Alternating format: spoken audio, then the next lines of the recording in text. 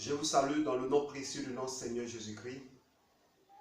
Aujourd'hui, je voudrais vous parler de l'expérience que j'ai vécue le dimanche matin entre 3 et 4 du matin, 25 mars 2018. Et j'ai eu un songe. Au cours de ce songe, j'ai été vraiment dans la détresse. Une détresse que depuis que je suis né, je n'ai jamais connu cette détresse. Et pour faire cette vidéo, il m'a fallu assez de temps de pouvoir me retrouver, de pouvoir me voir, me repentir devant le Seigneur, me ressaisir, parce que mon âme n'est pas en joie, mon âme est dans la tristesse, mon âme est dans le trouble. Donc, il me faut assez de temps. Je rends grâce à Dieu parce que ce songe, c'est une grâce du Seigneur. C'est une grâce que le Seigneur m'a accordée. Parce que je ne mérite pas de voir ce songe-là. Pourquoi? Parce que la nuit du 24 au 25 matin, dimanche 2018, 25 mars 2018, j'ai eu une expérience, j'ai eu un songe. Et dans ce songe, j'ai vu, j'étais assis, mon épouse était couchée sur le lit dans la chambre et j'étais en train de manipuler mon portable. Je regardais, je défilais les messages, je regardais, je défilais les messages, je répondais aux messages puisque je fais des émissions à la télé, une émission chrétienne de prédication, dont les gens m'écrivaient, je répondais, je écrivais sur les réseaux sociaux, sur WhatsApp, Viber, Messenger, Facebook.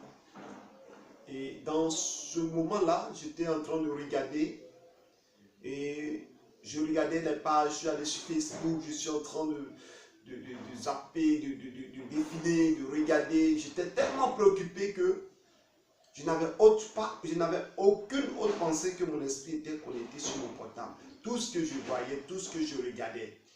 Et c'est en cela que j'ai entendu un bruit de mon côté gauche comme ça. Et j'étais dans la chambre, mais du tout, c'est comme si la toiture, une partie s'est ouverte, comme une fenêtre. Et je vois la lune qui est devenue rouge comme le sang. Et il y avait des étincelles, comme les feux d'artifice. Et des nuages qui enveloppaient la lune qui défilait. Et automatiquement, au fond de moi, il y a une voix qui me dit que l'enlèvement a eu lieu. Je dis à mon épouse, qui était couchée sur le lit, à ma droite, et elle dormait, je lui ai dit, ah, je dis à mon épouse que, ah, l'enlèvement a eu lieu. Elle était couchée, je suis sorti. Et je suis sorti, arrivé au dehors, je vois, j'ai une panique. Mais il y avait un silence, mais chacun, il y avait un désordre, certains partaient ici, d'autres par là. Bon, j'ai compris que réellement, il y a eu l'enlèvement. Je ne croyais pas. C'est-à-dire, c'est comme si une épée qu'on a poignardée, bien aimé, dans mon cœur. Et je pensais comme ça. Et dit, mais Seigneur, pourquoi ça m'a surpris comme ça? Pourquoi automatiquement le passage des Écritures qui disent que le Seigneur viendra à l'heure où on n'y attendait pas. J'étais là, je dis, attends. Dans le rêve, je me dis, mais qu'est-ce qui m'arrive? Dans le songe. Et automatiquement, il y avait un remords de ce que j'avais le portable en main et que j'étais en train de regarder, d'être sur le portable, de naviguer. Et ce remords-là, au fond de moi, je disais, mais ce temps que je prenais, et si j'étais en prière, j'étais en genoux en prière, je sais que j'irai. Le Seigneur allait me trouver en prière, je ne serais pas resté. Bien-aimé, il faut être dans ces circonstances, dans ces situations pour voir réellement que Jésus-Christ est à la porte. J'étais troublé. J'ai commencé à me poser des questions. Mais, que dois-je faire? Je rentre dans la maison, je ressors, et une pensée dans mes veines, dans mon esprit. Et dit, bon, c'est vrai, j'ai raté l'enlèvement, mais je pense qu'il y a encore un autre espoir. La grande tribulation. Je ne veux plus voir ce Dieu dans ma vie. Je ne veux pas, sincèrement. Seigneur. Oh my God. Et je ne sais même pas comment vous expliquer. C'est-à-dire, c'est comme quelqu'un qui t'a oublié. Et puis, ta souffrance ne lui dit absolument rien. Aujourd'hui, quand nous prions, Seigneur, sauve-nous, il vient. Il a compassion. Voilà. Le Seigneur n'avait plus de compassion. Plus de pitié. Débrouillez-vous. C'est ce qui m'a marqué dans le songe. Je veux le ciel. Comme si le Seigneur, le passage qui disait que je ne vous ai jamais connu, c'est venu dans mon esprit. C'est comme si le Seigneur disait, je ne vous ai jamais, je ne sais même pas qui vous êtes même. Hein? Je ne sais pas qui vous êtes. Mais comment je dois faire? C'est comme si mon sang avait arrêté de circuler. Mais je suis arrêté. Seigneur Jésus. Comme mon sang avait arrêté de circuler, je suis arrêté là et puis je regarde le ciel. Je suis resté. Seigneur. D'un côté, je ressentais aussi comme si ceux qui sont enlevés sont en train de se réjouir dans le royaume des cieux. Des gens qui sont en train de dire, enfin nous sommes au ciel. Gloire à Dieu, alléluia. C'est comme ça passé dans mon esprit, je scrutais le ciel. Mais moi, je ne voyais que le noir. Mais c'est trop tard. J'étais perdu. J'étais troublé.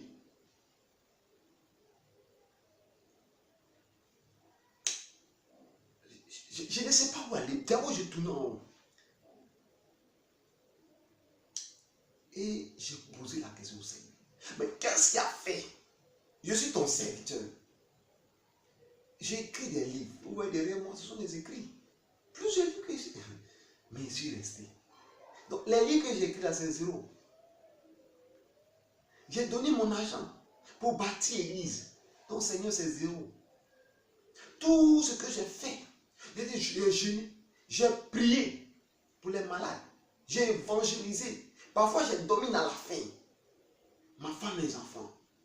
Et tous ces souffrances, les gens se sont moqués de moi, m'ont humilié, m'ont persécuté à cause de toi, Jésus. Et je suis resté. Bien-aimé. Bien-aimé. Je dis, c'est comme si ma respiration s'est arrêtée. Mais je vis, je regarde les étoiles, je suis là.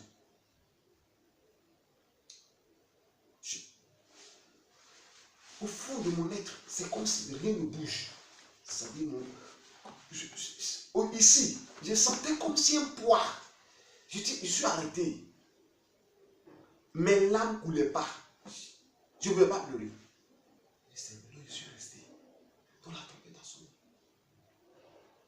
La tempête a sonné. Oh my God. Mais Seigneur, au juste, qu'est-ce que j'ai fait? Je suis resté. Je ne vis pas dans l'utilité. Je ne suis pas d'escroquerie. Je n'utilise pas de pouvoir occulte pour te servir. Je te sers dans la fidélité, dans la crainte, dans la douleur, dans les épreuves, dans les persécutions. Tout mon esprit, c'est toi, Jésus. Mais pourquoi je suis resté? le Seigneur va me répondre. Parce que là, m'écoutez. Parce que je ne sais pas si c'est le Seigneur qui me parlait ou c'est mon esprit qui me parlait. Mais parce que je me disais, parce que là, je n'arrive pas à expliquer aux gens. Puisque dans le songe, le Seigneur n'est plus là, il est parti, mais qui me parlait? C'est comme ça, le Seigneur a coupé même avec moi, donc ce qui venait dans mon esprit. Est-ce le Seigneur qui me parlait? Ou est-ce la parole que j'ai avec moi, la Bible? Que c'est la parole qui est en moi qui me répondait? Je ne savais qui me répondait. Et je ressentais une voix qui me disait que mais tu as consacré tout ton temps à fouiller dans le portable, à regarder les images, à aller sur Facebook. Ce temps-là, tu m'as oublié. Tu ne pries plus, tu ne médites plus. C'est sur les faits, sur les réseaux sociaux que tu crois disant faire l'œuvre de Dieu sur les réseaux sociaux. Envoie des messages par-ci, par-là. Et dans ces messages que tu reçois, est-ce que tu pries pour ces personnes qui t'envoient le sujet de prière? Effectivement, c'est vrai. Je ne prie pas. Je dis que Dieu te bénisse. Le Seigneur m'a fait. Je ne prie même pas. C'est-à-dire que je réponds sur mon gens. Que le Seigneur te bénisse. Oh, Dieu va faire. Sois béni, mon frère. Ah, ma soeur. Ah, mon fils. Ma fille. Dieu te bénit. On m'appelle. Je réponds parce que je suis passé à la télé. Parce que moi, je prêche à la télé. Donc, les gens m'écoutent mon message. On me répond. Et c'est un autre ministère. J'ai eu le ministère du portable. Et le portable a pris tout mon temps. Je ne priais plus. Je regardais les vidéos. En réalité, mes bien-aimés, je peux prendre Facebook. Je poste une vidéo. Je veux voir le nombre j'aime. Je veux voir comme le nombre de vues. Ah, cette vidéo-là, j'ai eu 400 vues. Ah, ça là au moins, ça fait un an. J'ai eu plus de 1000 vues. Mais ça, oh, vraiment. Et c'était pour moi un plaisir. Parce que les gens regardent mes vidéos. Au lieu de regarder Jésus, c'est moi. Je me présentais devant l'assemblée. Le peuple de Dieu, je prêche parce que je veux voir les gens qui me regardent. Dans ma vidéo, j'ai donné la première place. Au lieu de donner la première place au Seigneur, je me suis donné la première place. Le monde entier me voit. Les gens me regardent par-ci. Les gens me regardent par là. Où est la place de Jésus dans ma vie? Parce que mes vidéos sont bien vues. Homme de Dieu, vraiment, j'aime tes messages. Homme de Dieu, tu prêches bien. J'ai pris la place de Jésus. En plus de ça, quand je regarde encore, de la manière dont j'ai pris la place de Jésus, je regarde encore. Non seulement, je cherche à plus de j'aime sur mes vidéos. On dit liker. Les gens vont liker. En anglais, like. On dit j'aime. Et c'était un plaisir pour moi. Et au lieu de prendre le temps pour prier, je ne priais plus. Je vous le dis, je me confesse devant vous. Hein. Je ne priais plus. J'avais confiance. Parce que Dieu m'a donné un don dans la parole. Je n'ai pas besoin de faire des heures pour préparer mes messages. Je n'ai pas besoin des heures pour prêcher. Il suffit de prendre la Bible, prendre un thème, je m'assois là, Saint-Esprit aide moi, je commence à prêcher. Des vidéos que vous suivez sur la télé Béni TV. Le caméraman pouvait lui demander, c'est quand il vient que je prépare mon message. Il est assis, il a dit, bon, donne-moi 2 minutes, 5 minutes. Allez, je viens. Après, puis je m'arrête, je prêche. Vous appréciez ces messages, mais je n'avais pas le temps de prier pour accompagner ces messages. C'est moi-même qui choisis les thèmes. Ce n'est pas le Seigneur, c'est moi-même qui choisis les thèmes. Je sais que ce thème-là, ça plaît un peu. Ce thème-là va plaire à telle personne. Et je le fais. Et je prêche. C'est vrai, Dieu se manifeste. Dieu guérissait des personnes. Dieu visitait des personnes. Il y a eu même des conversions. Mais Dieu dit, il ne m'a jamais connu. Je sais que même je le fais pour sa volonté, je n'accompagne pas de prière. Et je me suis mis en première place, bien aimé. Facebook m'a fait rester. Il y a une chose, quand l'enlèvement est venu, je ne sais pas où il est déposé le portable. Maintenant, il n'y a plus de portable dans ma main. Je ne sais même plus où j'ai déposé. Je sais que tu me vois, tu m'entends.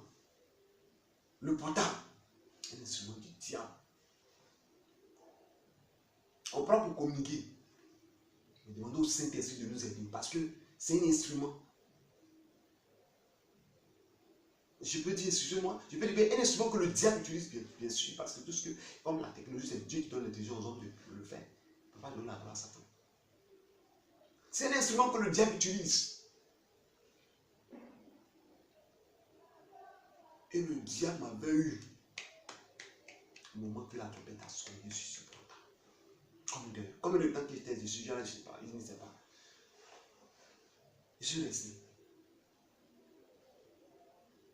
Bien-aimé, Facebook, WhatsApp, Viber, Messenger, Imo, et j'en passe. YouTube. Lorsque nous allons dans ces réseaux, faisons très attention. Limitons notre temps. Si il y a un message que nous voulons envoyer, on a fini d'envoyer le message, on sort. On sort. Si c'est des vidéos que nous devons regarder, on a fini de regarder nos vidéos. Si on sait qu'il y a d'autres vidéos qui veulent nous distraire, on sort. Je vous assure, depuis le dimanche, je ne suis pas encore allé sur Facebook. Pour ceux qui ont ma page, vont savoir qu'ils envoient plein de messages que je n'ai pas encore répondu. Parce que je n'ai pas encore tiré le songe. Je ne suis pas encore moi-même. Vous allez voir que je n'ai pas répondu. Il y a plein de messages. Je n'ai pas répondu. Parce que moi-même, j'ai peur. Et bien aimé, qu'est-ce qui m'a touché encore? Mais il dit, Seigneur, il dit, mais c'est pas fini. La femme me dit que, au moment, je le sens dans mon corps, dans mon être entier, comme un souci. J'avais tellement de soucis à ce moment-là. J'avais tellement de soucis. Quels étaient ces soucis-là?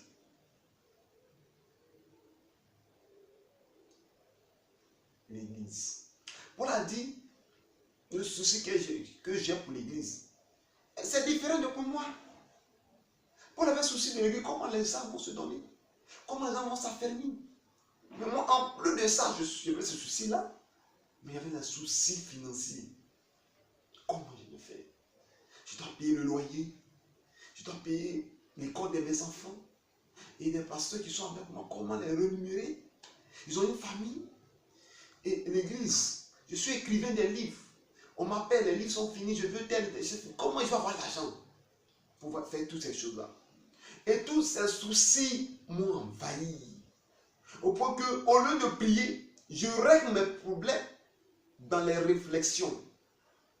Comment faire? Comment imaginer? Est-ce que je peux trouver quelqu'un pour m'aider? Je ne priais plus. Je réglais mes soucis dans ma pensée. Dans les regards. Est-ce que quelqu'un peut m'aider? Voilà. Mais écoutez, une chose que je vais dire à quelqu'un, pour ne pas rater l'enlèvement, soyez des hommes et des femmes de prière. Des hommes et des femmes de prière, de jeûne, de méditation, de consécration, d'évacuons tout ce qui est de soucis. De soucis, évacuons toutes ces choses-là. Bien-aimé, bien-aimé, il dit souci, portable et puis souci. Et automatiquement, il y a la voix qui me dit, avec les soucis, est-ce que tu peux ajouter une coudée à ta vie? La parole de Dieu m'est révélée à l'esprit. Donc ces soucis-là, il ne faut pas ajouter une coudée. La preuve, c'est que ces soucis ont fait que je suis resté. Il y a 3 choses que Dieu m'a montrées. Il va vous montrer les 3 choses. La première chose, c'est le portable. La deuxième chose, ce sont les soucis. Tellement de soucis. J'ai un véhicule. La visite technique est finie. Je suis en train d'imaginer comment il y avoir l'argent pour faire la visite technique. Il faut aller payer les amortisseurs. Il faut payer tout ça. On a fait le devis. Quelque chose qui remonte à près de 300 000 francs CFA. Et sans compter les petites pannes. Tout c'était un souci dans ma vie. Un souci quand je vois que les gens ne veulent pas se convertir. Que les gens ne veulent pas changer de vie. Toujours. C'était quelque chose d'un poisson. On peut dire que c'était un bon parce que je ne pensais pas autre chose que pour Dieu. Mais j'avais oublié l'essentiel. Qui dit, vous ne pouvez pas ajouter une coudée à votre vie. bien-aimé. La troisième chose, le Seigneur va me parler. Il dit, tu parles trop. Tu fais trop de reproches à ceux qui sont autour de toi. Effectivement, quand je prêche et que je vois des gens qui ne veulent pas changer, je les appelle. Mais la parole qu'on a prêchée, toi tu ne veux pas changer, pourquoi? Je suis revenu bientôt. Et c'est moi qui leur disais que je suis revenu bientôt. Pourquoi vous n'aimez pas changer? Autour de moi, il y a des personnes qui sont hypocrites. Et j'ai horreur des hypocrites. Et je les appelle. Je n'aime pas l'hypocrisie. Je n'aime pas le mensonge. Pourquoi vous faites des choses comme ça? Vous faites des choses comme ça, je n'aime pas. Le Seigneur n'aime pas ces choses. On y a accepté Jésus. Mais pourquoi tu veux mener une vie comme ça? Il y a des personnes qui sont même des serviteurs de Dieu qui mentent. Il dit, mais comment tu peux mentir? Mais vous n'êtes pas la crainte de Dieu. Et toutes ces choses me faisaient mal au cœur. Et je ne fais que parler. Des personnes, j'ai prêché sur l'impudicité, une impudicité. Ça me fait mal. Et je l'appelle. Pourquoi tu vis comme ça? Et je ne fais que parler. À un moment donné, le Seigneur m'a donné un passage. Il dit que celui qui veut se sanctifier dans le livre d'Apocalypse. Et que celui qui veut se souiller davantage. Laisse-les. Qu'il vit comme il veut. Mais ma parole, ça, moi, je n'ai pas. Écoutez, c'est moi-même. Je vais prendre place de Dieu. Je vais régler l'affaire des gens. Je commence à régler. Je passe si souvent, je me lève. Matin, 7 heures. Si au lieu de prier, on s'assoit et dit, tu as vu, telle personne a fait des choses. Oui, ça fait. Et on part, souvent ma femme me dit, mais je suis fatigué. Tout le jour, on doit, au lieu de prier, on a s'asseoir, tel fidèle, tel ancien, tel pasteur, tel frère. Et c'est notre prière que de chaque matin se mettre à parler de ces choses-là. Et le diable volait notre temps de prière. Et ça fait qu'à un moment donné, tout mon corps me faisait mal. Douleur par-ci, douleur par-là. Quand même je veux méditer, je m'abaisse comme ça, la nuque me fait mal. Je ne peux même pas méditer. Quand je dis, je vais prier, tout mon corps, c'est là, je sens un poids, une douleur. Et ma vie de prier s'est évanouie, elle a disparu. Je marche comme ça, je viens prier, prêcher sans préparer de message. Je viens prêcher sans prier, accompagner ma prédication de prière. Non, je viens prêcher pour impacter. Mais moi-même là, je n'avais pas une vie de prière. J'étais fatigué. J'avais des coups battus par-ci, coups battus par-là. Et je ne pouvais même pas. Je savais que le diable avait réussi à m'atteindre par ses murmures. Que je le fais. Et les gens faisaient des murmures sur mon dos, des calomnies, des critiques. Et ça me tuait, ça m'énervait. Et la colère était en moi. Et tout le temps, pourquoi les gens ne veulent pas changer? Pourquoi les gens, ils disent, oh, c'était Jésus, mais ils ont telle vie. Alors que le Seigneur m'avait déjà prévenu que celui qui veut se souiller davantage. Que celui qui se sanctifie. Celui qui se souille davantage. Dans le livre d'Apocalypse. Puisque je vais régler le problème par moi-même. Le Seigneur veut, je suis resté. 3 choses. Le portable, le téléphone, message. Il y a quelqu'un qui m'appelle. Salut. Salut papa. Salut prophète. Comment vas-tu? Des choses comme ça. Des choses comme ça. Salut. Bien aimé. Que personne ne m'empêche d'aller au ciel. Que personne ne t'empêche d'être enlevé au jour de jugement. De l'enlèvement plutôt. Et j'étais là. J'ai compris que tout ce que j'ai reçu, tout ce qui a fait que je ne suis pas parti, était une réalité au-dedans de moi et je savais que c'est vrai. Parce que moi-même là, quand, à part le portable, que après, je sentais en moi tous ces soucis, tous ces reproches et je me sentais comme si quelqu'un qui était devenu lourd.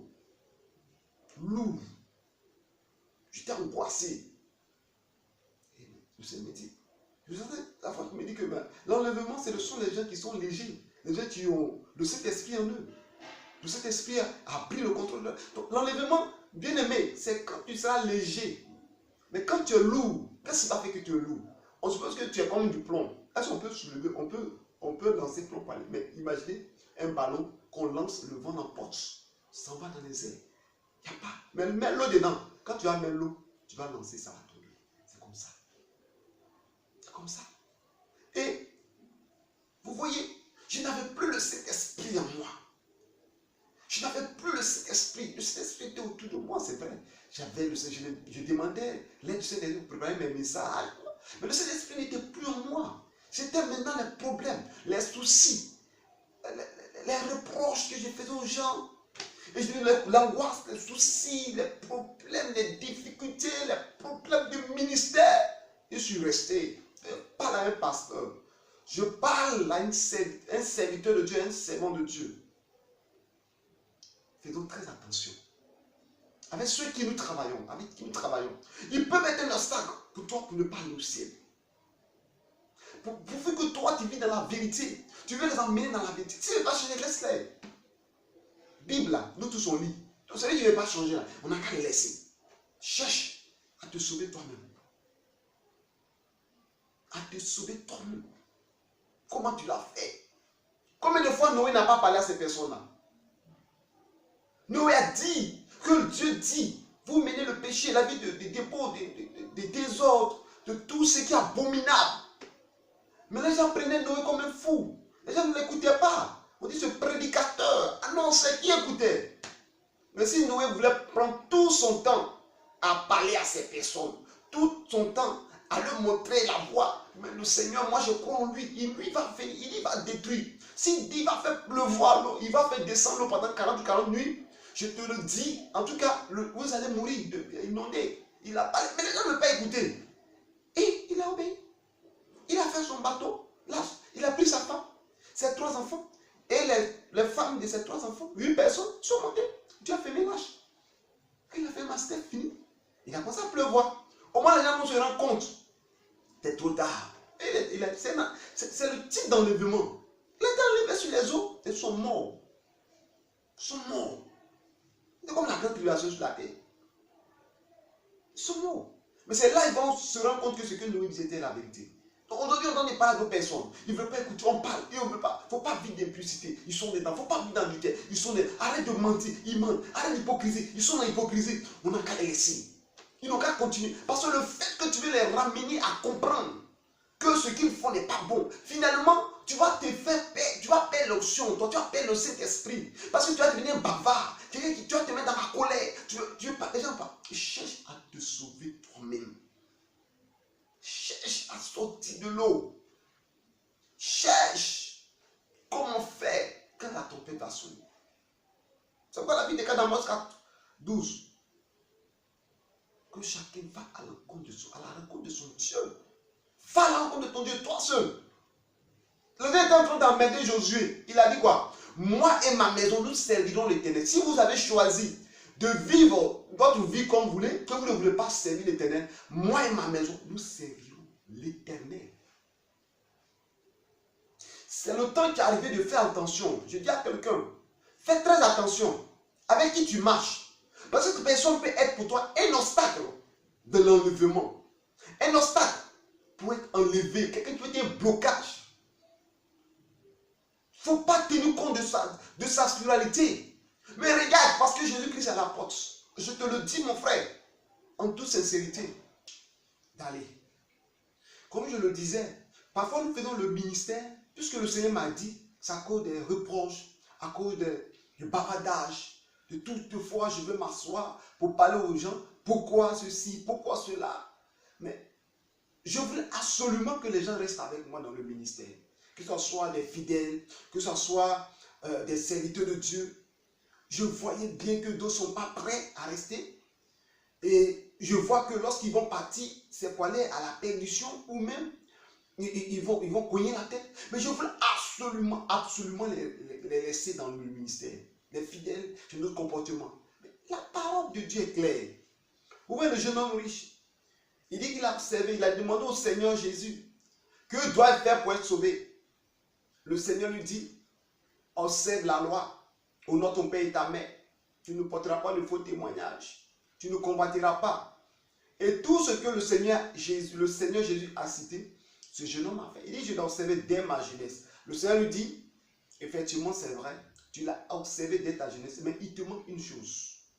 Vends tout ce que tu as, le jeune homme riche, bien sûr, vends tout ce que tu as et distribue-le aux pauvres et suis-moi. Il a trouvé que la parole était trop dure. Comment? Lui, il va distribuer tout ce qu'il a et les pauvres n'ont rien fait. Et demain, quel sera son honneur? On appelle le jeune homme riche, il ne portera plus le nom du jeune homme riche et il ne sera plus honoré, il n'aura plus de serviteurs. personne ne va venir le servir et il va revenir à zéro. Non, non, non, c'est pas possible. Il a quitté, il est parti. Il a quitté, la Bible déclare qu'il n'a pas écouté le Seigneur et puis il a pris sa voix. Mais ce que je veux dire à quelqu'un, le Seigneur ne lui a pas dit, non, viens, tu sais, bon, je t'ai parlé ça, mais il faut comprendre que le royaume des cieux. Mais lui me l'a demandé, que doit faire pour hériter le royaume des cieux? On t'a donné les conditions. Mais si toi-même t'as donné les conditions, que tu sais que les conditions ne t'arrangent pas, qu'on ne se sait pas. Donc c'est ça que je veux parler à ces serviteurs qui travaillent avec d'autres serviteurs. Si vous voyez que ça ne va pas avec l'autre, séparez-vous tranquillement. Parce que ne forçons pas quelqu'un à rester avec nous. Nous, il faut rester, demain ça va aller. Peut-être quand il va parler, il va raconter des choses sur nous. Donc on a peur qu'il parte. Ou demain, on a peur qu'il va s'aimer nos choses dans le ministère. Parce qu'il n'est plus là. Bien-aimé, ce n'est pas mon œuvre, ce n'est pas ton œuvre, c'est l'œuvre du Seigneur. S'il veut qu'il garde l'œuvre, s'il veut qu'il raconte des choses, qu'il veut qu'il chasse les fidèles, ce qu'il veut faire, qu'il le fasse. Mais chacun va rendre compte à Dieu. Chacun rendra compte à Dieu. Vous comprenez? Donc, si nous forçons à rester avec ces personnes, nous risquons de rester au Dieu de l'enlèvement. Parce que ces personnes vont nous faire toujours parler, ces personnes vont nous faire murmurer, vont se mettre, nous mettre en colère, vont faire nous allons garder les choses dans nos cœurs. C'est pas où. Nous, de ces personnes, on a bien vu Abraham qui est avec Lot. Et Lot, il toujours des histoires, toutes des histoires. Abraham a dit, si tu vas à gauche, j'irai à droite. Si tu vas à droite, j'irai à gauche. Donc, séparons-nous. Ils se sont séparés tout doucement. Et quand ils se sont séparés, la Bible déclare que quand Lot s'est séparé, Abraham levait les yeux, le Seigneur lui a donné ce qu'il doit avoir. Donc quand quelqu'un avec toi et qui t'écrit toujours des discuter, des problèmes, qui te fait parler dans le ministère, toujours de régler l'affaire, tantôt c'est ta femme qui a fait ça, après si ce n'est pas ta femme, non les enfants, tes frères, tes fidèles, et non tu m'as fait ça, je n'ai pas aimé, pourquoi tu m'as parlé ainsi, alors que toi-même tu vas là, tu veux l'orienter, mais il n'est pas prêt, il n'est pas prêt, c'est pas toi. C'est pas toi, mais un fidèle dans l'église, tu penses que c'est à cause de sa dîme, ses offrandes, et que ce qu'il fait, et tout celui qui veut donner des ordres, qui veut plus t'écouter, parce que tu presses à lui faire mal, et qu'il ne veut plus te respecter. Il ne veut plus te respecter, il n'a fait rien. C'est au Seigneur qu'il a fait, qu'il parte. Ce n'est pas de toi. Doucement, et c'est fini. Et c'est la même chose que je vais dire à quelqu'un. Abraham s'est séparé de Lot. Et Abraham est tranquillement. Il est parti tranquillement. Et l'autre est parti, puisque lui, il est toujours dans l'histoire. Ces personnes, quand ils vont partir, vous allez voir que tôt ou tard, ils vont cogner la tête. Parce qu'ils n'ont pas voulu suivre la voie de Dieu. Ce jeune homme, il va partir en enfer, parce que lui-même n'a pas accepté ce que le Seigneur lui a dit. Vous comprenez? Donc l'enlèvement, que personne ne t'empêche d'être enlevé. Que personne ne soit un obstacle pour toi. Parce que les hommes ont été un obstacle pour moi pour ne pas qu'ils soient enlevés. Que je reste. À cause des murmures, à cause des reproches, des calomnies, des critiques. Si tu sais que tu vas me calomnier, tu vas mettre des critiques, et tu vas faire que je serai toujours angoissé, mais quand on se sépare. Et vous voyez encore, le peuple qui a empêché Moïse de rentrer à la terre promise. Moïse devait partir à la terre promise, mais à force de murmurer, Moïse, ça va dépendre de la foi. Dieu même a dit, Moïse, je vais effacer ce peuple-là, et je vais par toi faire sortir une nouvelle génération. Moïse dit, non, il faut laisser. Il faut laisser. C'est toi qui les as fait sortir. Demain, les Égyptiens vont dire que non, tu les as fait sortir par les tuer. C'est Dieu qui est Dieu. C'est lui qui les a fait sortir. C'est lui qui les tué. Il les a tués parce qu'il sait que cela ne peut pas t'aider à avancer. Moïse a accepté et ces personnes sont restées. Ils ont murmuré. Moïse, à un moment donné, Moïse a été mis en colère. Il a déclaré des paroles. Les gens sont morts. Les gens sont partis. Mais toujours les murmures sur murmures. Moïse face sur la montagne. Derrière lui, les gens le voient en or. Il revient, il parle, mais il dit pourquoi il s'est mis dans la colère, il a cassé la table de la loi dans la colère. Et après, Dieu, il est reparti, Dieu a redonné notre table de la loi. Il continue encore. Les gens se disent, est-ce que c'est toi seul qui est prophète en Israël? Donc nous aussi, Dieu nous parle. Dieu dit, bon, prends les verges. Et puis ils sont partis déposer dans la tente d'assignation. La verge d'Aaron a fleuri. Les autres ont été disqualifiés. Et tout le temps, Moïse est dans la parole. Moïse est dans les problèmes, dans les difficultés avec le peuple, dans les murmures. Ça soit matin ou soir. Moïse était fatigué. Jusqu'à un moment donné, disons, on veut boire l'eau. Moïse a frappé le rocher. L'eau est sortie. Cette fois-ci, encore les mêmes murmures. Dieu dit, il faut parler au rocher. Moïse, ça va frapper le rocher dans la colère. Et quand il a frappé, Dieu dit, tu ne rentres pas. Ça veut dire quoi? C'est comme si la trompette a sonné, Moïse n'est pas parti. C'est comme si également, Moïse n'est pas arrivé à la vie éternelle, sur le paradis. Parce que Canaan, c'est le paradis terrestre. C'est une image de la vie éternelle. Une image du paradis. Donc, de l'Égypte, le désert, la marche chrétienne jusqu'à la vie éternelle. Donc, Moïse est resté dans le désert. Il n'est pas parti, il n'est pas arrivé à Canaan. Moïse est mort dans le désert. Et la preuve pour montrer que Moïse, la mort ne glorifiait pas le nom de Dieu, Satan est venu réclamer son corps. Satan n'a pas pu réclamer le corps d'Élie. Son corps était enlevé de manière glorieuse. On n'a pas entendu quelque part que Satan est venu réclamer le corps d'Abraham. Abraham a su se séparer de l'autre. Mais Moïse, ce peuple qui le tourmentait, Moïse n'a pas su écouter la voix de Dieu pour que Dieu même prenne sa décision. Donc, l'enlèvement, ton voisin, le frère en Christ, la soeur en Christ, une personne, ça peut être ta femme, ton mari, autre personne, peut t'empêcher d'aller au ciel. Donc, sépare-toi de celui-là qui peut t'empêcher de rentrer au ciel. Quelle que soit la douleur, quelle que soit tu ressentir, bien aimé, je veux dire à quelqu'un de se séparer. Et Dieu fera le reste pour que lorsque la tombée va sonner, tu puisses partir.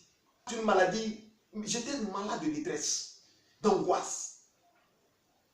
Dimanche, lundi, mardi, mercredi, jeudi, aujourd'hui, je ne suis pas allé sur Facebook. Bien aimé, je te parle. Je te parle. Parce que l'enlèvement, ça m'a surpris dans le sang. Ça m'a surpris. Ça m'a surpris. C'est-à-dire, pour moi, il peut y avoir quelques événements. Oh Dieu, qu'est-ce qu'il reste? L'évangile a été prêché un peu partout le monde. On parle, le troisième temple à Jérusalem, c'est là le bâti, où l'Antichrist va s'installer. Il y a tellement de choses qui montrent que Jésus-Christ est à la porte. Tout est des songes, des visions. Vision de l'enfer, vision du paradis, vision de l'enlèvement, de la grande tribulation. Toutes ces choses-là, Jésus-Christ nous aime tellement qu'il nous montre ces choses. Mais dans tout ça, on s'est dit qu'on a encore du temps. Il dit, vous ne savez ni l'heure, ni le jour. J'espère que tu m'entends. Tu m'entends. Bien-aimé, prépare-toi. Prépare-toi. Les choses de ce monde vont passer. La Bible dit que s'il y a un homme de guerre, le monde entier, s'il perd son âme.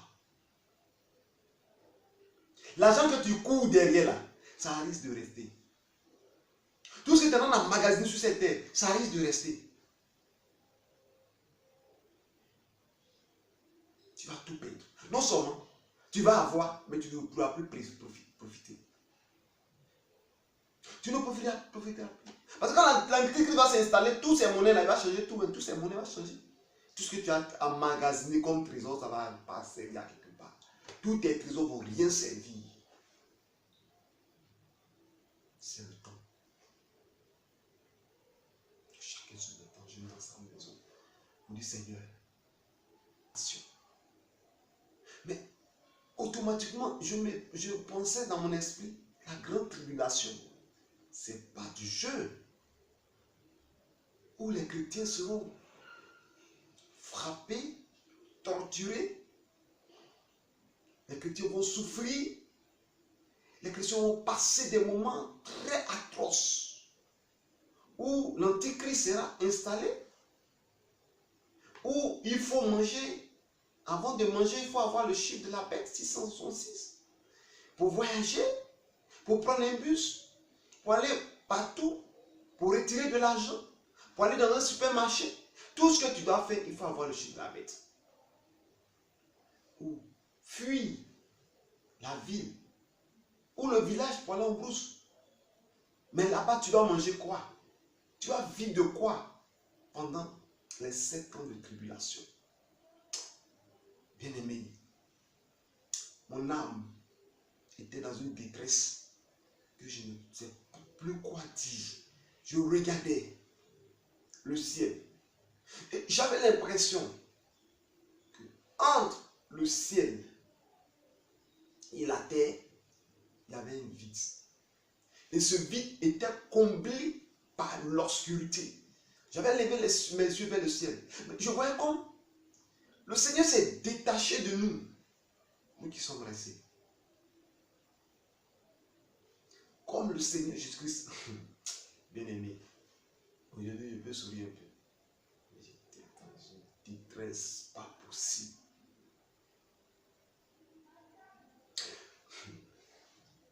Le Seigneur s'est déconnecté comme on le dit. C'est-à-dire, ce n'est plus son problème parce que nous sommes restés. Et je sentais que le Seigneur a pris ce qu'il doit prendre. Et nous autres, Seigneur, aide-moi. Aide-moi. Aide-moi. Je t'en supplie. Je ne veux pas rester. Je ne veux pas rester. Parce qu'il y a deux choses. L'éternité.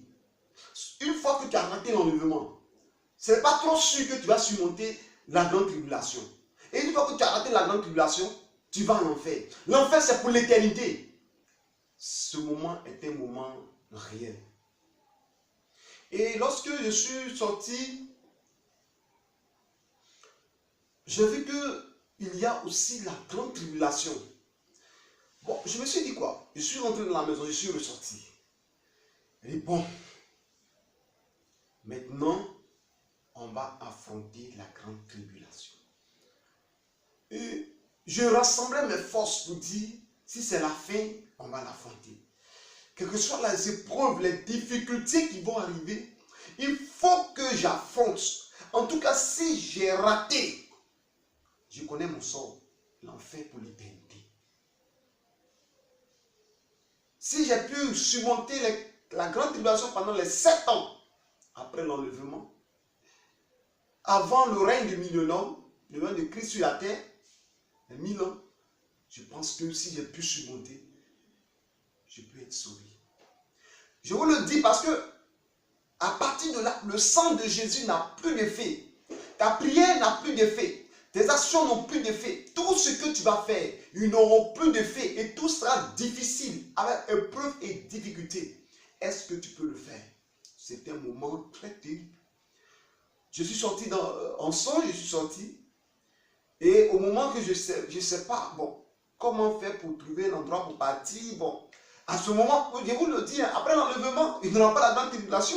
Il va avoir un petit moment de rassemblage, il dit non, il y a eu des enlèvements par-ci, par-là, et les gens vont savoir que tous ceux qui sont enlevés sont des chrétiens, et c'est là ils vont comprendre que affaire de Dieu, du christianisme, c'est la vérité. Jésus-Christ est réellement Dieu, il est venu, il est reparti, et il a été enlevé plus tôt, son église a été enlevée, et c'est là, les païens vont comprendre. Donc au début, il n'y aura pas de temps trop difficile. Hein? Les gens vont dire, ok, bon, la vie commence, ils vont essayer de tout mettre en ordre. Mais quand l'antichrist va s'installer, quand l'antichrist va venir pour faire une armée mondiale, un président mondial, une monnaie mondiale, la santé mondiale, et tout il va se faire un, uni, et celui qui va gouverner. C'est là les chrétiens vont savoir que ah, le moment est arrivé. Et quand ce moment va arriver, c'est là que ça va chauffer. Au début, on va se dire, bon, rassemblez-vous, ayez la paix. Une seule religion, bien sûr que je n'ai pas cité. Une seule religion. Toutes les religions doivent former une seule religion. Mais les chrétiens savent que, les véritables chrétiens savent que, ça c'est le signe de l'antichrist. On va dire l'islam, le catholicisme, les protestants, les évangéliques, les bouddhistes, le fétiche, le vaudou. Et toutes ces choses-là doivent se mettre ensemble pour former une seule religion. Actuellement, il y en a, le communisme. Vous voyez, il y a des personnes, il y a des religions qui se sont mises ensemble, plutôt pour dire que non, c'est la paix. Ils prônent actuellement la paix. C'est la paix. Paix et sécurité. Paix et sécurité. Ce sont les signes de la fin des temps. C'est pour dire que Jésus-Christ est la porte. Seigneur, et tout ce que j'ai fait, je reviens sur ce passage parce que le Seigneur m'a dit quelque chose. J'ai reçu un message.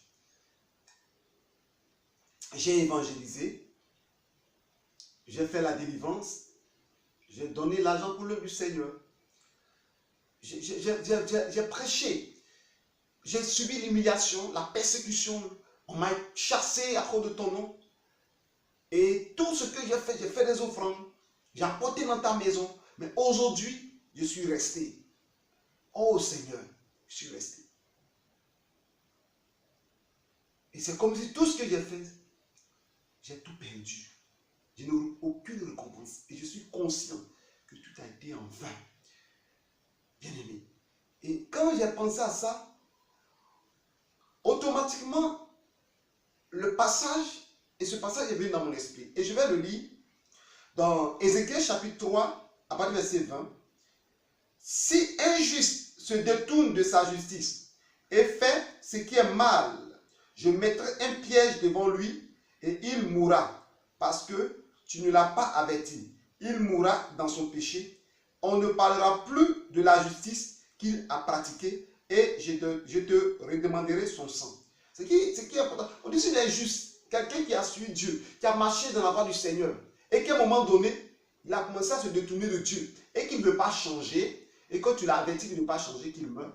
Tout ce qu'il a fait, toute sa justice là, on ne parlera plus de ça. Donc tout ce que j'ai fait comme ministère, enseignement, j'ai écrit des livres, j'ai prophétisé, j'ai enseigné, j'ai chassé des démons, on m'a persécuté, on m'a humilié, on m'a chassé des maisons, j'ai dormi au dehors, j'ai été dans la soif, j'étais dans la faim, mes enfants ont souffert. C'est comme si tout est en vain.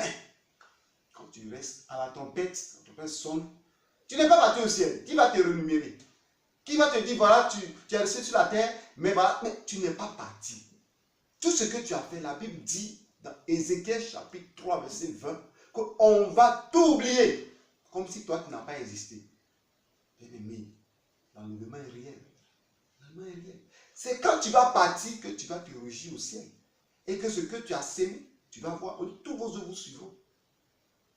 Ce qui est mauvais va te suivre en enfer si tu rentres en enfer. Si tu vas au ciel, ce qui est bon va te suivre au ciel. Tu es sauvé. Bien-aimé, que chacun de nous se prépare. Et qu'on ne se dise pas que j'ai bâti l'église, j'ai fait telle offrande, j'ai fait ceci, j'ai fait ça. C'est bien de le faire. Fais, je t'encourage même. Parce que quand tu seras sauvé, tu vas retrouver tout ce que tu as fait dans le royaume des cieux. Tu seras ta maison, tu as bâti ta maison dans le royaume des cieux. Mais en même temps que tu fais, cherche à mener une bonne vie, cherche à te préparer à aller au ciel. Parce que le juste, s'il a raté, toute sa justice sera oubliée. C'est ce que je voulais dire à quelqu'un. Que chacun de nous soit persévérant. Parce que je me posais la question et dis, mais Seigneur, et tout ce que j'ai fait pour toi? Il dit, mais on va oublier. Tout sera oublié parce que tu n'as pas hérité le royaume des cieux. Bien-aimé, je refuse ça sur ma vie au nom de Jésus. Je refuse ça sur ta vie au nom de Jésus. Que un jour, nous nous réjouissions tous dans le royaume des cieux. Pour la vie éternelle. Nous vivions éternellement auprès du Seigneur. Que Dieu vous bénisse et que le Saint-Esprit nous aide à surmonter, à avoir une vie de prière, une vie de consécration, une vie intime avec le Seigneur, une vie de méditation de la parole, une vie de louange, d'adoration, une vie de servir le Seigneur par tous les moyens, par nos biens, par nos dons spirituels comme physiques, pour qu'un jour nous soyons auprès du Seigneur. Et que lorsque la tempête va sonner, lorsque la tempête sonnera, nous soyons prêts et être enlevés. Donc, je me dis quoi? Bon, ok, nous allons affronter la grande tribulation. C'est qu'on nous a réfléchi en songe. Ce qui m'a marqué dans le songe, souvent j'ai fait des songes dans l'enlèvement, quelques secondes, ça ne pas minutes. Mais c'est comme si quelque chose qui continuait. Tu continuais. Parce que tellement le Seigneur voulait m'avertir de ma distraction avec le portable, des soucis, de tout ce qui se passe. Le Seigneur a pris soin de me montrer détail par détail par rapport à ma vie sur terre. Et ce qui pouvait m'empêcher. Je pense que c'est l'amour de Dieu pour moi. De ce que je me suis donné très jeune. Et je suis resté fidèle à lui. Et que le Seigneur a permis que je voie ce moment pour que mon âme soit sauvée. Oh, bien-aimé, je lui rends gloire. Que ton nom soit béni, Seigneur. Que ton nom soit glorifié, Jésus. Oh, que je suis celui-là même qui ne fait que pécher. Mais tu as eu compassion de moi. Et de me montrer qui suis-je pour que tu me montres cela. L'enlèvement.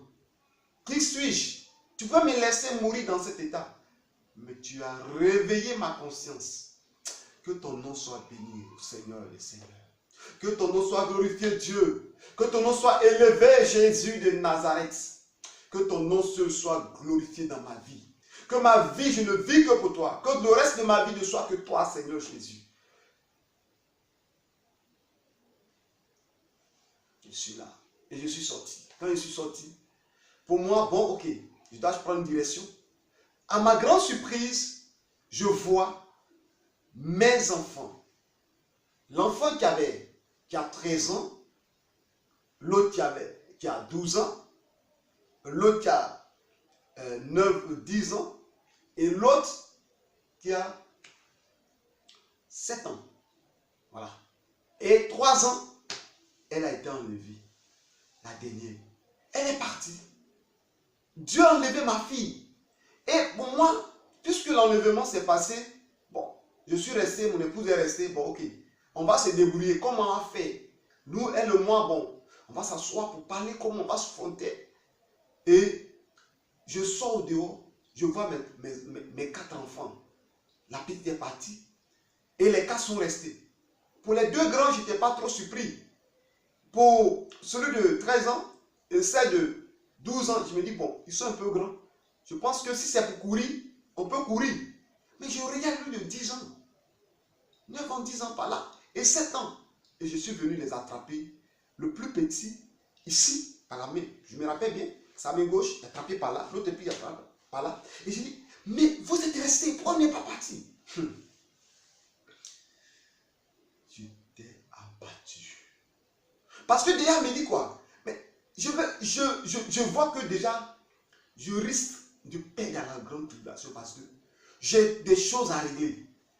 Comment garder mes enfants? Comment faire pour que mes enfants aussi soient sauvés? Ne soient pas marqués par le chiffre de la bête. Comment mes enfants pourront supporter la grande tribulation, le chiffre de la bête, les difficultés, les persécutions, les tortures, les moments les plus durs? Parce que vous allez voir comme ils ont fait au prophète Jean, dans le livre d'Apocalypse. Ils vont te mettre dans l'eau chaude, dans l'huile, verser de l'huile chaude sur toi, te scier, comme dans scier Esaïe. Ils ont jeté Jérémie dans le puits, dans la fosse. Et toutes ces souffrances atroces. Combien de fois, vous allez voir Samson, ils ont crevé ses yeux. Vous voyez, les gens seront cruels, méchants, mauvais. Ils seront revêtus de la nature des démons. Et même les démons sortiront. Parce qu'aujourd'hui, par les caméras de surveillance, on voit des démons. Ce n'est pas du montage. Les démons, les caméras de surveillance prennent des démons, on voit, tu promets, que les gens ont fait des fantômes qui rentrent dans les maisons. Et ces choses-là, puisqu'il n'y aura plus le Saint-Esprit, ces esprits-là vont sortir. Ils seront avec les hommes. Les hommes ne seront plus étonnés de voir les démons. Et les démons vont commencer à marcher dans ce monde, à agir. Parce que dans le temps de Noé, on dit qu'il y avait les géants. Les géants, ce sont les esprits. Les géants étaient parmi les hommes.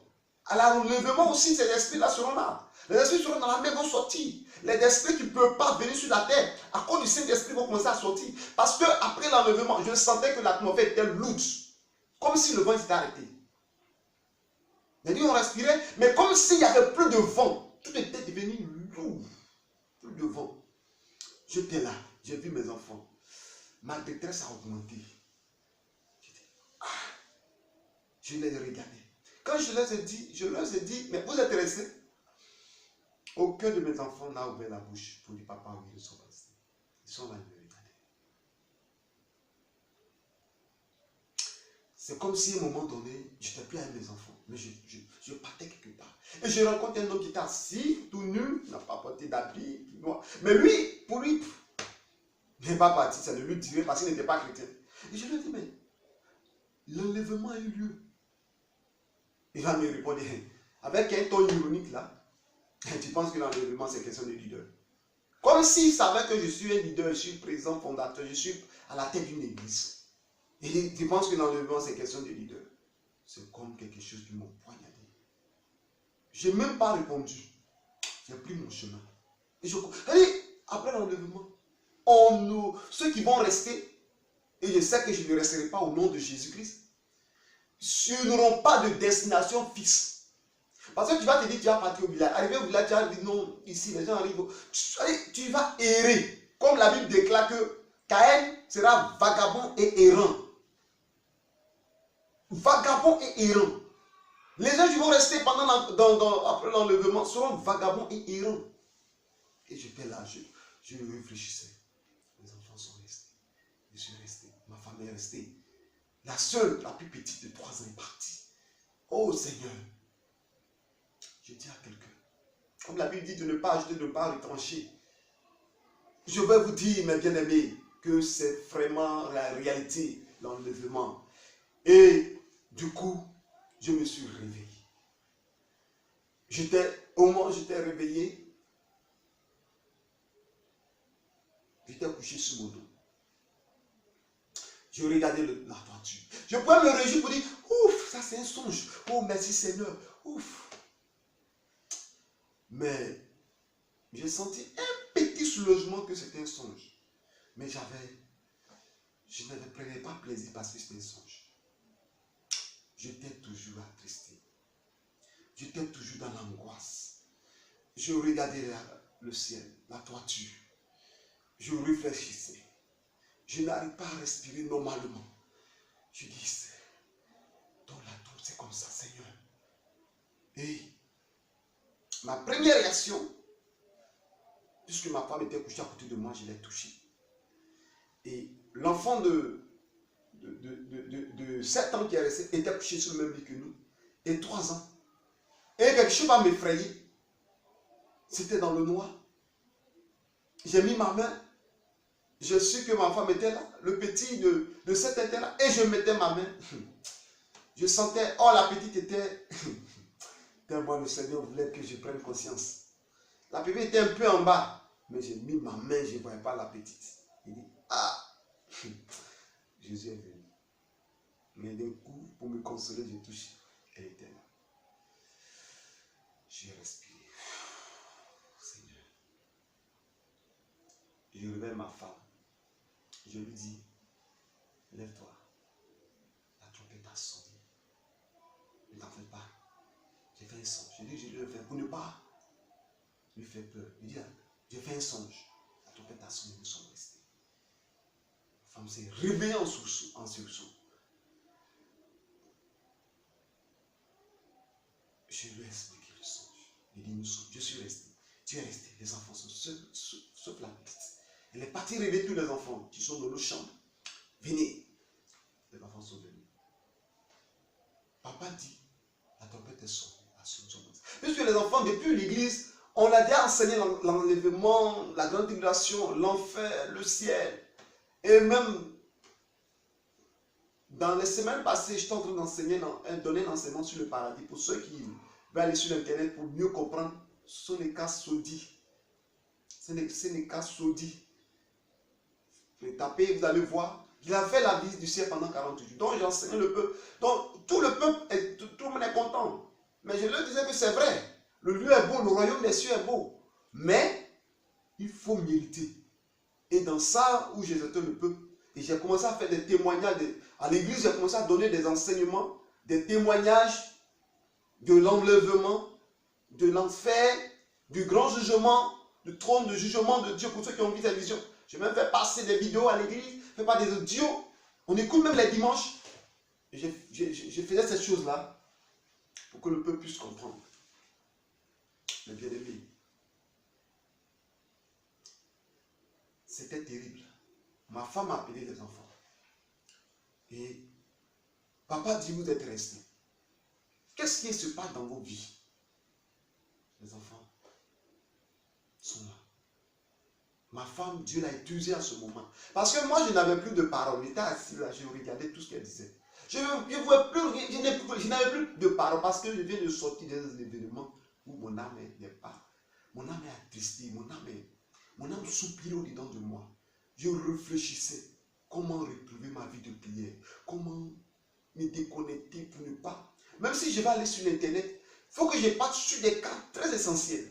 Si je vais poster une vidéo sur le Facebook pour l'évaluation, où je finis, je sors. Si je veux faire quelque chose sur YouTube, je finis, je sors. Et des choses essentielles, et c'est tout ça que je suis en train de penser.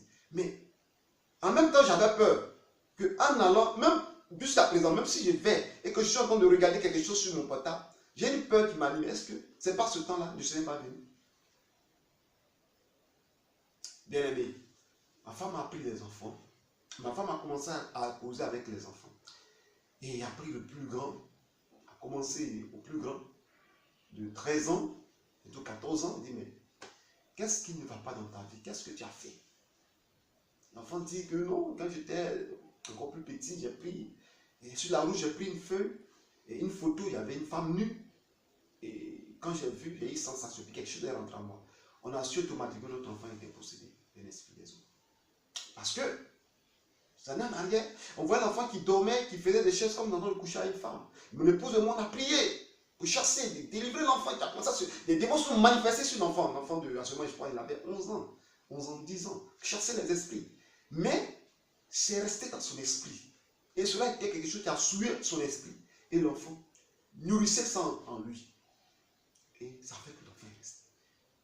Ne disons pas que nos enfants, ils sont des enfants de 10 ans, 11 ans. Non, ils sont des enfants. Non. L'enfant de 10 ans est resté. Mon enfant de 10 ans est resté. Et après, mon épouse a pris la deuxième. Ma fille, qui a 12 ans, bientôt 13 ans, dit, mais elle aussi, c'est la même chose de sexe. Des choses à la télé, des gens qui s'embrassent, la télévision, la séduction. Et l'autre aussi, on lui a demandé qu'est-ce qui ne va pas dans sa vie. On a vu aussi que lui aussi c'est le sexe. Qui joue avec son sexe. Ils se sont souillés par ces choses-là. Et on demande, parce que je le dis pour que vous preniez soin de vos enfants aussi, posez la question à vos enfants. Qu'est-ce qu'ils font dans le secret? Les mensonges, les petits vols dans la maison, voler dans sauce, des comportements d'irrespect qui ne respectent pas leurs parents. Quand on parle des enfants, les enfants s'énervent, on leur dit des choses, ils ne font pas, ils négligent. On les envoie, ils ne vont pas, souvent tu es là, mais tu es parti, c'est là, il va s'élever. Ou non, l'autre n'a qu'à partir, c'est pas moi, c'est toi. Et toutes ces choses-là, Dieu a regardé toutes ces choses, il dit, c'est pourquoi vos enfants sont restés. Et on prend le plus dernier, lui comme 7 ans, il n'a pas trop de... Bon, on a su aussi que lui, c'était la colère. Parce que c'est un enfant très coloré. Il est énervé, quand tu lui dis qu'il s'énerve. Il va taper ici, il va se mettre en égo, il se met en colère, il se met dans son coin.